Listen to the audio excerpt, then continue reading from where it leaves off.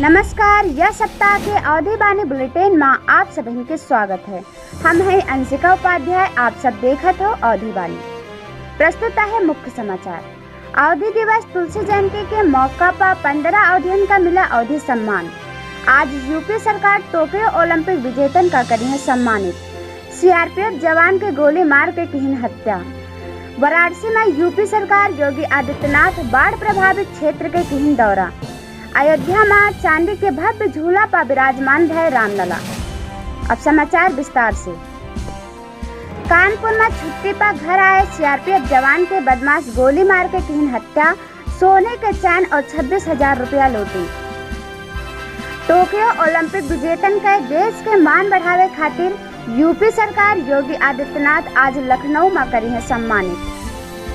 वाराणसी में यूपी सरकार योगी आदित्यनाथ बाढ़ प्रभावित क्षेत्र के की दौरा। राहत शिविर में बांटी राहत के सामग्री। अयोध्या में चांदी के भव्य झूला पर विराजमान भय रामलला। पहले लकड़ी के झूला पर बैठत रहे राम जी। बीते 15 अगस्त का नीम सारण में तुलसी जयंती के मौका पर 15 अवधि का मिला तुलसी अवधि सम्मान। कार्यक्रम के आयोजक डॉक्टर राम बहादुर मिश्र बताएं कि ये कार्यक्रम हर साल तुलसी जयंती के मौका पर मनावा जाता है। 5 साल ये कार्यक्रम नेपाल में मनावा गया रहा। अब की बार ये कार्यक्रम नीम सारण के स्थित ललिता आश्रम में मनावा गया रहा।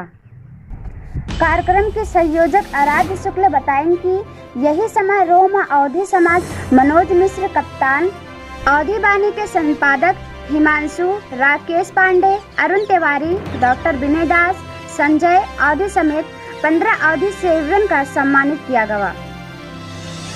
कार्यक्रम में प्रदीप तिवारी धवल के किताब अंतर्जाल में ननिहाल, प्रोफेसर डॉक्टर अर्जुन पांडे के किताब जब जागो तबे सवेरा, डॉक्टर विष्णु शर्मा के किताब जीवन की दिशा धारा के विमोचन भवा। लोक गायिका कुसुम वर्मा आपन लोकगीत के अवधि में प्रस्तुति दीहिन।